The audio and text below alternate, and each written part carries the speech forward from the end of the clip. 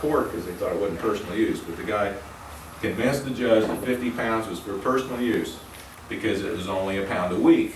Well, how do you use a pound a week? Well, we use a pound a week because I use it as a poultice on cuts, and I make a salve for burns, and I smoke the shit out of it, and I eat it, and my family eats it, and I feed it to the chickens, and they said, okay, cool, 50 pounds is personal use, but that was an exception. But so Normal got rolling to a real good start, and we were so optimistic in the 70s that it would be legal way before 1980. But things happened as they do, and prohibitions seem to make money for certain vested interest groups. It's a way to control people.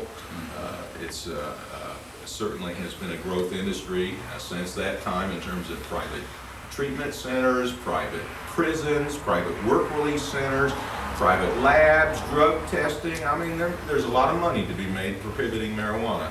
And I think that's one of the problems we've had since the 70s is that instead of turning it into a free plant that you can't regulate with a medical industry and write prescriptions on, and so medical companies like Lilly wouldn't like having a medicine you can grow in your backyard because they don't get any right to any money on it, and doctors don't like it because they don't have the control over prescriptions of it, and paper companies don't like it because hemp paper could replace trees, and they have all these tree interests, and it's the same thing that happened in '37 that was happening again, I think, in the 70s and 80s, and then we had the Republicans and the Bush people and all those people, and we thought they would be the worst in terms of busting people for marijuana. But the irony is there's been more people busted under Clinton's administration than any administration.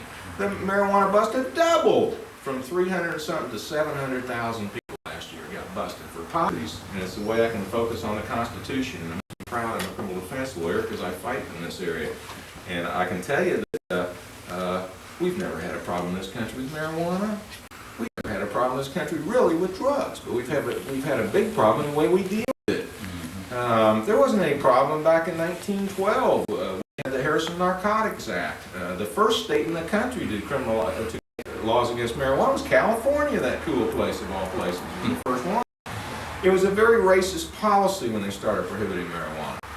You got to think back to the 30s now. There wasn't much action in between the century and the 1900s until 1937, but back in the 1890s, marijuana was probably the most commonly found substance in all medicines. Pharmacopoeias in the India study in 1893, and Shaughnessy, all the reports from the 1800s says this is a miracle drug.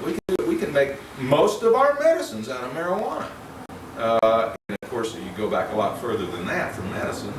We can go back 5,000 years ago, 3000 BC, the Shang Dynasty in China, where 13 recognized medical uses for marijuana in their books.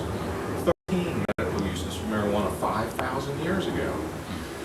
In India, in the Ayurveda, 1500 BC, they were using it. And of course, the Indians used it in religious ceremonies and as a medicine for thousands of years. It grows all over the world. So anyway, medical and historical and religious use of marijuana goes back as far back as mankind does. It's probably the most researched herb, plant, drug, medicine, however you call it, in the history of mankind. So I just burst me up and say, yeah, but we need a new study.